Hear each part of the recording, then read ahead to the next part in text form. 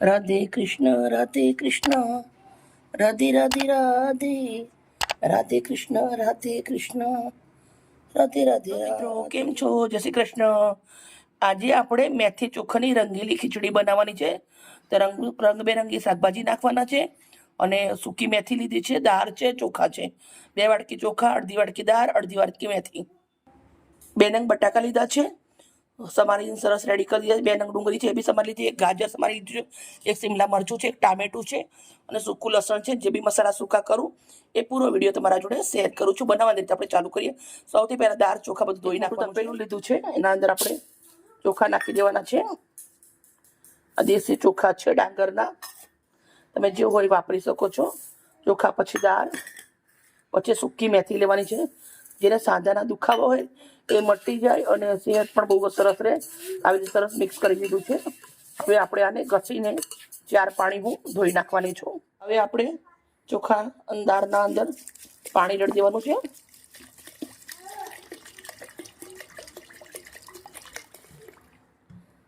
ઘસીને આપણે આવી રીતે ધોઈ નાખવાનું છે. હું 4 પાણી ધોઈ અને રેડી કરી દઈશ. આવી રીતે ઘસીને ધોવાનું એટલે જે ડસ્ટ હોય નીકળી જાય. ઉપર આપણે કુકર મૂકી દીધું છે.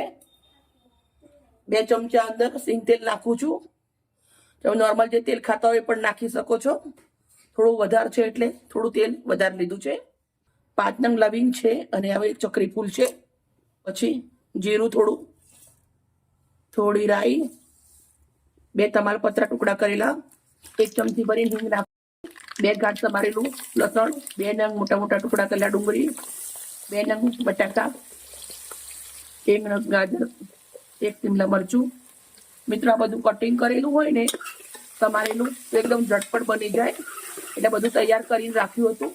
મિત્રો તમે ખીચડી ખાધી જ હશે, પુલાવ ખાધા હશે, પણ આજે હું જેવી રીતના બનાવું છું ખીચડી એવી રીતે બનાવજો. ઘરના અંદર જે વડીલ છે ને એમને ક્યારે સાંધાના દુખાવા નહીં થાય. અત્યારે બધા સાંધાના દુખાવા થતા હોય છે. મને પણ ઢીચણમાં કમરમાં બધે દુખે છે. એટલે મેથી એવી રીતના પણ દુખી ખાવી નથી ગમતી, પણ આવી રીતના ખીચડી જોડે ખાઈએ ને તો ખાવામાં બી મજા આવે અને સેહત પણ આપણી સરસ રહે. નાના મોટા બધા જ ખાઈ લે. એક બનાવીએ એમાં બધો પરિવાર જોડે આપણે ખાઈ લઈએ. હવે આપણે અંદર ટામેટા નાખવા બાકી છે. ટામેટા નાખી દઉં છું. હવે જે શાકભાજી છે ને એને આપણે 5 મિનિટ સુધી આવી રીતના તેલના અંદર સતડાવા દેવાના છે. શાકભાજી આપણા સરસ સંતળાઈ ગયા છે. હવે મસાલા કરશું. કશ્મીરી મરચું નાખું છું 1 ચમચી, 1 ચમચી હળદર નાખું છું, 1.5 ચમચી મીઠું નાખું છું, તમારા સ્વાદ પ્રમાણે નાખું. અડધી ચમચી ગરમ મસાલો. Mix mix mix.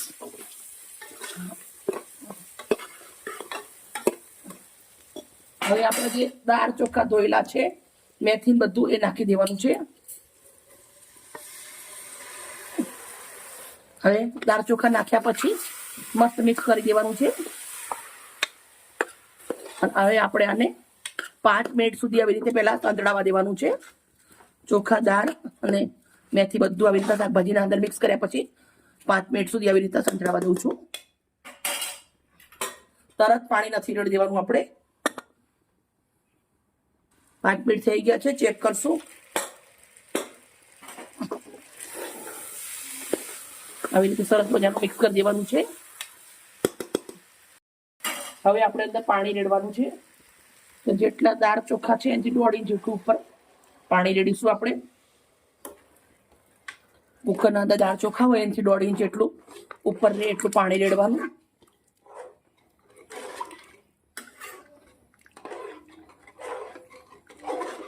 સરસ મિક્સ કરી દેવાનું છે.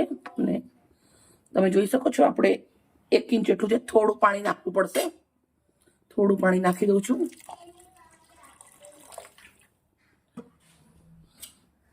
ક્યારેક ક્યારેક એવું બને કે ચોખા બહુ જૂના હોય તો પાણી વધારે પીએ, પણ અમે જે નોર્મલ બનાવીએ છીએ એ આવી રીતના બનાવીએ છીએ. તમારે પાણીનું એડજસ્ટમેન્ટ જાતે કરી લેવાનું, ઓછું વધારે. હવે કુકરને બંધ કરી દેવાનું છે અને આપણે આને 3 સીટી મારી લેવાની છે. મળીએ 3 સીટી પછી. 3 સીટી પડી ગઈ છે.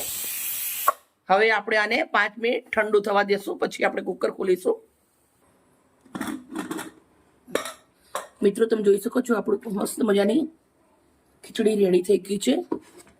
હવે આપણે એક પ્લેટ લીધી છે, એના અંદર આપણે આવી રીતના નિકાળું છું. મિત્રો એકદમ હેલ્ધી છે, સાથે ટેસ્ટી છે. આમ બાળકોને મેથી ના ખાતા હોય પણ તમે આવી રીતે બનાવીને આપશો, નાના મોટા બધા જ ખાઈ લેશે અને એમની સેહત માટે બહુ જ સરસ રહેશે. એકવાર જરૂરથી બનાવજો આવી રીતે.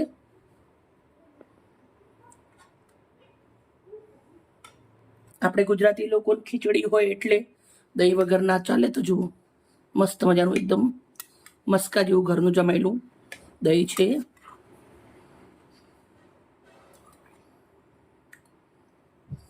જોડે આપણે સરસ પાપડ શેકી દીધા છે. આવી રીતે 2 નાના તો પાપડ મૂકી દઉં છું. અમારે ઘરે ગમે એટલું બનાવીએ પણ રોટલી તો જોઈએ જ ખરી. જો ઘીની લચપત સરસ મજાની રોટલી પણ મૂકી દઈએ છીએ આપણે.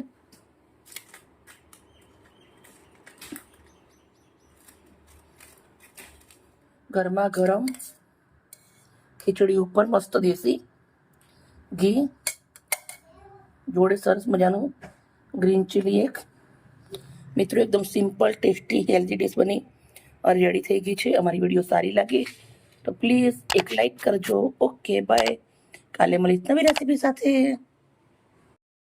રાધે કૃષ્ણ, રાધે કૃષ્ણ, રાધે રાધે રાધે, રાધે કૃષ્ણ, રાધે કૃષ્ણ, રાધે રાધે રાધે.